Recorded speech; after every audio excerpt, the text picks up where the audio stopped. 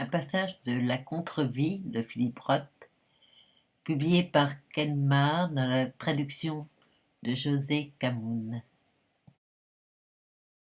Au sommet de la colline, en arrivant à Agor, Henri arrêta la voiture sur le bas-côté et nous sommes admirer le point de vue.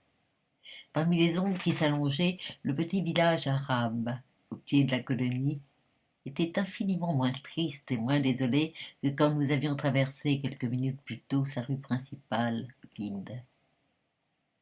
Dans le couchant du désert, même ce ramassis de masures aveugles prenait un relief pittoresque.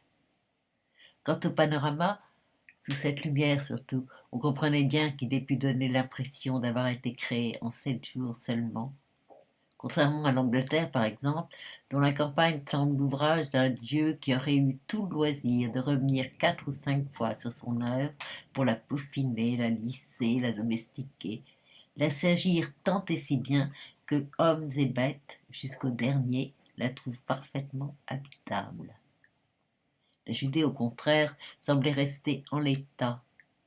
On n'était plus tenté d'y voir un bout de lune où les Juifs auraient exilé leurs pires ennemis par sadisme, que le Dieu qu'ils revendiquaient passionnément comme leur bien exclusif depuis des temps immémoriaux. Ce qu'il trouve à ce paysage, me disais-je, correspond à l'idée qu'il veut se donner de lui désormais, celle du pionnier, rude et buriné, avec un pistolet dans sa poche. Bien entendu, il pouvait penser le même genre de choses de moi, qui vivait à présent là où tout est à sa place. Le paysage est cultivé depuis si longtemps et la densité humaine si forte que la nature ne risque pas de reprendre ses droits.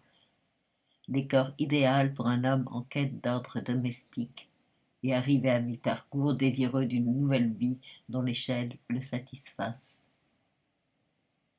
Mais au sein de ce paysage inachevé, comme extraterrestre, qui attestait dans son crépuscule théâtral qu'il existe un sens hors du temps, on pouvait s'imaginer renaître sur l'échelle maximale, celle de la légende, celle de l'héroïsme mythique.